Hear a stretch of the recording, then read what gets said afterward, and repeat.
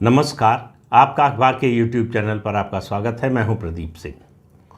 प्रधानमंत्री नरेंद्र मोदी और केंद्रीय गृह मंत्री अमित शाह दोनों ने भारतीय जनता पार्टी के दो धुर विरोधियों, एक नए नए बने हैं, एक पुराने हैं, जब से जन्म हुआ तब से, दोनों पर कल जोरदार हमला बोला। कल यानी गुरुवार को लोकसभा में पेश हुआ दिल्ली की सेवाओं से संबंधित विधेयक, जो ऑर्डिनेंस के रूप में आया था, ऑर्डिनेंस से विधेयक के रूप में पेश हुआ। विपक्ष जो लगातार संसद का सत्र शुरू होने से इस बात पर अड़ा हुआ था कि जब तक मणिपुर पर प्रधानमंत्री बयान नहीं देते तब तक कोई किसी चर्चा में शामिल नहीं होंगे, विपक्ष शामिल हुआ। इस बात को उठाया केंद्रीय गृह मंत्री अमित शाह ने। उन्होंने कहा कि उस जिद का, उस प्रण का क्या हुआ कि जब तक प्रधानमंत्री बयान नहीं देंगे तब तक किसी चर्चा में शामिल नहीं होंगे। तो आपके लिए लोग महत्वपूर्ण नहीं है। आप कह रहे हैं कि डेमोक्रेसी को बचाने के लिए आपके लिए डेमोक्रेसी का महत्व नहीं है, उसकी इम्पोर्टेंस नहीं है। क्यों? क्योंकि इससे पहले किसानों से संबंधित विधेयक आया, कोऑपरेटिव्स का, उस पर आप चर्चा में नहीं आए। वन संरक्षण पर आया विधेयक, उस पर आप चर्चा में शामिल नहीं हुए। इसमें चर्चा में आए हैं जनतंत्र बचाने के लिए नहीं, आप आए हैं अपना गठबंधन बचाने के लिए, और गठबंधन बचाने के लिए ही इस बिल पर चर्चा करने के लिए आप तैयार हुए हैं। तो इसलिए ये नाटक छोड़ दीजिए कि आप जनतंत्र बचाना चाहते हैं या फिर जो है प्रधानमंत्री मणिपुर के मुद्दे पर बोलें या मणिपुर का मुद्दा आपके लिए बहुत महत्वपूर्ण है। इन दोनों में से ऐसी कोई बात नहीं है। अब इसके बाद देखिए जो गृह मंत्री ने किया। अरविंद केजरीवाल पर अभी तक आरोप लगाने वाले भारतीय जनता पार्टी के कई छोटे बड़े नेता थे, लेकिन प्रधानमंत्री या गृह मंत्री के स्तर से, अभी भी प्रधानमंत्री के स्तर से नहीं, गृह मंत्री के स्तर से अभी तक इस तरह का हमला आम आदमी पार्टी पर नहीं हुआ था। वो भी संसद में बहुत स्पष्ट शब्दों में आम आदमी पार्टी और अरविंद केजरीवाल पर हमला करते हुए अमित शाह ने कहा कि 2015 में एक पार्टी सत्ता में आई कि जिसका एक ही लक्ष्य था और वो था लड़ाई।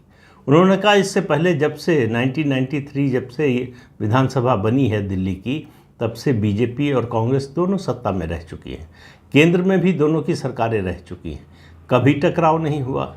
लेकिन ये जब से आए हैं तब से टकराव हो रहा है, क्योंकि टकराव ही इनका लक्ष्य है और इनके लिए सेवा कोई लक्ष्य नहीं है। ये इसी मकसद से आए। फिर उसके बाद और बड़ा हमला किया उन्होंने कहा कि ये जो अध्यादेश आया था और अब विधेयक के रूप में संसद में रखा गया है, इसमें दिल्ली की सेवाओं का अधिकार राज्य के पास रहे, केंद्र के पास रहे, लड़ाई इसकी नहीं है। दरअसल अधिकारियों का ट्रांसफ़र पोस्टिंग राज्य सरकार को मिल जाए, ये भी लड़ाई नहीं है। असली लड़ाई ये है कि अरविंद केजरीवाल और उनकी सरकार यानी आम आदमी पार्टी की सरकार अपने भ्रष्टाचार को ढकने के लिए, दबाने के लिए दिल्ली के विजिलेंस डिपार्टमेंट जो है उस पर अपना कब्जा चाहती है। और आपको पता ही है कि जब सुप्रीम कोर्ट का जजमेंट आया था और सुप्रीम कोर्ट ने कहा था कि दिल्ली की सेवाओं पर राज्य सरकार का अधिकार होगा, उसके बाद किस तरह से आधी रात में दिल्ली के मंत्री पहुंच गए विजिलेंस के दफ्तर में, वहाँ डॉक्यूमेंट नष्ट किए जाने लगे, फाइलें ले जाने लगे। ये सब जो हुआ, ये अराजकता देखी, उसके कारण ये अध्यादेश लाना पड़ा। तो अरविंद केजरीवाल पर हमला बोला और कहा कि आप अपना मकान जो करोड़ों का बना रहे हैं, उसमें जो भ्रष्टाचार हुआ है उसको छिपाने के लिए इस विधेयक का विरोध हो रहा है। और कांग्रेस से कहा कि आप क्यों विरोध कर रहे हैं, आप तो इसके समर्थक थे, आपको इसकी क्या ज़रूरत है, आप तो इस व्यवस्था की समर्थक पार्टियों में से थे। आपका मकसद सिर्फ अपना अलायंस बचाना है।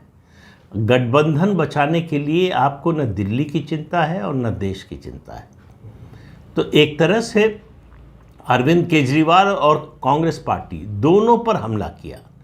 कहा कि आप गठबंधन बना लीजिए कोई भी, उसमें और पार्टियों को जोड़ लीजिए, लेकिन 2024 में आएंगे तो मोदी ही फिर से तीसरी बार प्रधानमंत्री बनेंगे, नरेंद्र मोदी, इसमें कोई शक नहीं है। विपक्ष के पास कोई इसका तार्किक उत्तर नहीं था। उन्होंने कहा कि सुप्रीम कोर्ट का जो जजमेंट आया है उसी में ये अंतर्निहित है और संविधान में ये व्यवस्था है कि दिल्ली के बारे में कोई भी कानून बनाने के लिए संसद सक्षम है और उसी संवैधानिक अधिकार का उपयोग करते हुए सरकार ये विधेयक लेकर आई है और उसको इस अधिकार से कोई रोक नहीं सकता है। सुप्रीम कोर्ट ने भी इस पर कोई रोक नहीं लगाई है। सुप्रीम कोर्ट ने उसी जजमेंट में कहा है कि जो अनुच्छेद 239 AA है उसके तहत संसद को दिल्ली के बारे में किसी विषय पर कानून बनाने का अधिकार है।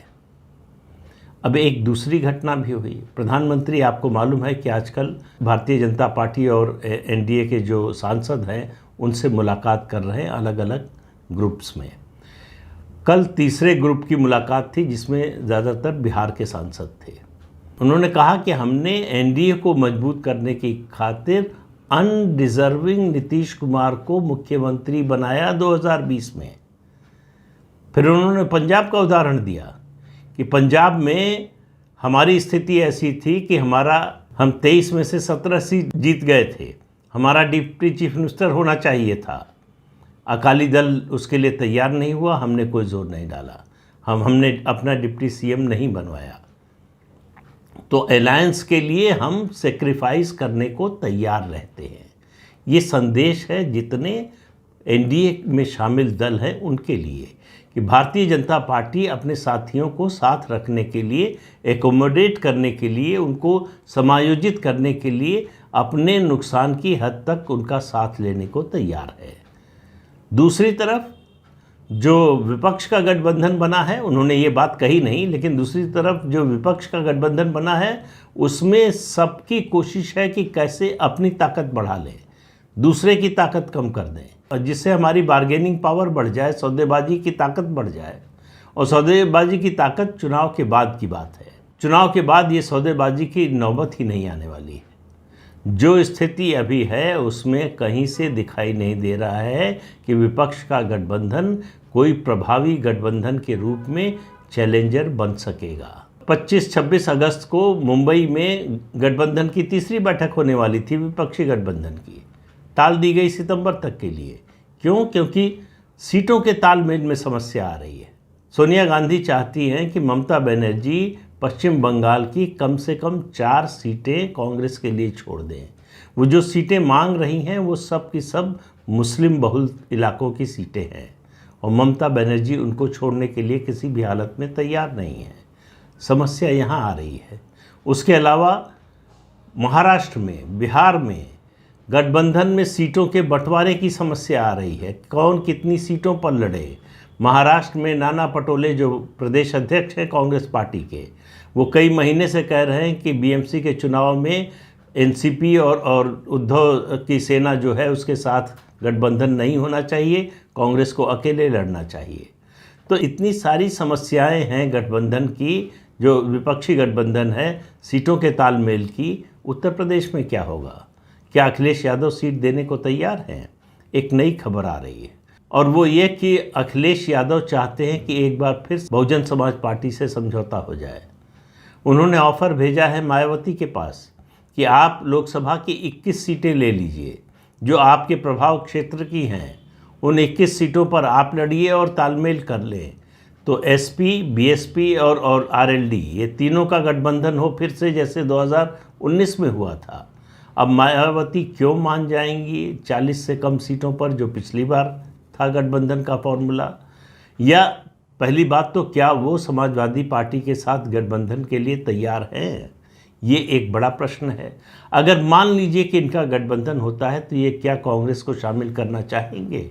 ये इतने सारे अनुत्तरित सवाल हैं जिनका कोई उत्तर अभी तक जो है विपक्ष की ओर से मिल नहीं रहा है। फिर आज से सुनवाई शुरू हो रही है राहुल गांधी के जो डिफेमेशन का केस है, मोदी सरनेम के लोगों को लेकर जो उन्होंने टिप्पणी की थी, जिस पर गुजरात की निचली अदालत, फिर गुजरात हाई कोर्ट ने उनकी सज़ा पर रोक लगाने से मना कर दिया। अब सुप्रीम कोर्ट में मामला आया है। मान लीजिए कि सुप्रीम कोर्ट उनकी सज़ा कम कर देता है या सज़ा माफ़ कर देता है। दो स्थितियां हो सकती हैं। ऐसे में उनकी जो सांसदी है वो बहाल हो सकती है। फिर एक नई समस्या गठबंधन में आएगी। अभी तक राहुल गांधी रेस से बाहर दिख रहे हैं। भारतीय जनता पार्टी चाहेगी कि किसी भी सूरत में लड़ाई 2024 की मोदी बनाम राहुल गांधी हो जाए। विपक्ष इस लड़ाई को, इस मुकाबले को टालना चाहता है, इससे बचना चाहता है। इसीलिए आप देखिए कांग्रेस पार्टी लगातार बोल रही है कि हमको प्रधानमंत्री पद नहीं चाहिए, लेकिन राहुल गांधी अगर संसद में वापस आ जाते हैं तो आप मान कर चलिए कि 2024 का जो परसेप्शन की लड़ाई है, कम से कम भले ही औपचारिक रूप से गठबंधन घोषित न करे राहुल गांधी को प्रधानमंत्री पद के उम्मीदवार के रूप में, या कांग्रेस पार्टी न घोषित करे अपनी ओर से, तब भी परसेप्शन की लड़ाई में यही बनेगा मोदी बनाम राहुल गांधी। और इससे ज़्यादा अनुकूल स्थिति बीजेपी को कोई लगती नहीं है कि मोदी के सामने राहुल गांधी हों। वैसे उसके अलावा और कोई है नहीं। किसी और का भी नाम लें तो जो थोड़ा बहुत ट्रैक्शन राहुल गांधी के नाम पर मिलता है वो भी किसी और नेता के नाम पर नहीं मिलता। आप ममता बनर्जी का नाम ले लीजिए, गठबंधन टूट जाएगा। आप नीतीश कुमार का नाम ले लीजिए, गठबंधन का कोई असर नहीं रह जाएगा। तो इसलिए जो है कुल मिलाकर जो परिस्थिति बन रही है उसमें भारतीय जनता पार्टी का अपर हैंड दिखाई दे रहा है। और जिस तरह से बीजेपी विपक्ष के प्रति आक्रामक हो रही है वो ये बता रहा है कि उसका कॉन्फिडेंस का लेवल, उसका आत्मविश्वास का स्तर बहुत ऊपर है। ये 2024 तक बना रहेगा, इसकी पूरी उम्मीद की जा सकती है। लेकिन विपक्षी खेमे में क्या होगा? मुंबई की बैठक में फैसला होने वाला है सीटों के बंटवारे का, जो सबसे बड़ा कंटेंशन, सबसे बड़ा विवाद का मुद्दा है। और ये सीटों का बंटवारा देखिए, जो अभी गठबंधन है विपक्ष का INDIA, उसकी लोकसभा में इस समय कुल 140 सीटें हैं। इनमें से 4-5 पार्टियों की ज़्यादातर सीटें इन्हीं 4-5 पार्टियों के पास है। कांग्रेस है, उसमें तृणमूल कांग्रेस है, द्रमुक है और RJD JDU है। ये इन 4-5 पार्टियों के पास ज़्यादातर सीटें हैं। दरअसल तालमेल की समस्या यहीं पर आएगी। इसमें सिर्फ आप महाराष्ट्र को जोड़ लीजिए। महाराष्ट्र में भी चूँकि 3 पार्टियां हो गई हैं तो इसलिए सीटों के तालमेल की समस्या वहां भी आएगी। तो अभी तो सीटों के तालमेल के विवाद से, उसके मकड़ जाल से विपक्ष निकले, तब उसके बाद जो है कैंपेन और इश्यूज़ और नैरेटिव की बात आएगी। जब तक ये मामला हल नहीं होता तब तक विपक्ष की गाड़ी वहीं एक ही स्टेशन पर रुकी रहेगी और सत्तारूढ़ दल की ओर से हमले तेज़ होते जाएंगे। आप इंतज़ार कीजिए G20 का। इस समय भारतीय जनता पार्टी की पूरी मशीनरी G20 में लगी है। हालांकि पार्टी के अंदर बहुत से लोगों का मानना है कि अच्छा नहीं हो रहा है, कि G20 ख़त्म होने के बाद जो कैंपेन शुरू करने के लिए समय ही नहीं बचेगा, चुनाव एकदम सर पर होगा। लेकिन सच्चाई यही है कि पूरी पार्टी मशीनरी एक तरह से जो है वो लगी हुई है G20 के सम्मेलन में की तैयारी में। सितंबर में होना है, दिल्ली में होना है। उसके बाद भारतीय जनता पार्टी के कैंपेन का स्वरूप आपको दिखेगा। प्रधानमंत्री ने एक इंडिकेशन दे दिया है। जो सांसदों के साथ बैठक कर रहे हैं उसमें कह रहे हैं कि वो आप 370 और आप राम मंदिर के मुद्दे पर ज़्यादा मत बोलिए। आप ज़्यादा से ज़्यादा अपने विकास के कार्यक्रमों के बारे में, सरकार की उपलब्धियों के बारे में उसकी बात कीजिए। लोगों तक ज़्यादा से ज़्यादा पहुँचिए। केवल अपनी जाति के लोगों से मत मिलिए, सभी जातियों के लोगों से मिलिए, उनके संपर्क में रहिए। तो ये जो संपर्क का अभियान बीजेपी शुरू कर चुकी है, तो सांसदों की बैठक के जरिए प्रधानमंत्री जो संदेश दे रहे हैं उसको लेकर सांसद इस संसद सत्र जो 11 अगस्त तक है उसके बाद जाएंगे, उसका असर ज़मीन पर दिखाई देना शुरू होगा। तो कुल मिलाकर बीजेपी चुनाव की तैयारी के पूरे फुल मोड में है और विपक्ष अभी तैयारी कर रहा है। अभी उसकी कैंपेन की शुरुआत ही नहीं हुई है और सितंबर में बैठक के बाद हो पाएगी, इसमें भी अभी शंका है। तो देखिए क्या होता है सितंबर की बैठक में।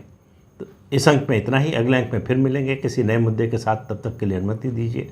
आपसे अनुरोध है कि चैनल देखिए, शेयर कीजिए, लाइक कीजिए और सब्सक्राइब ज़रूर कीजिए। नमस्कार।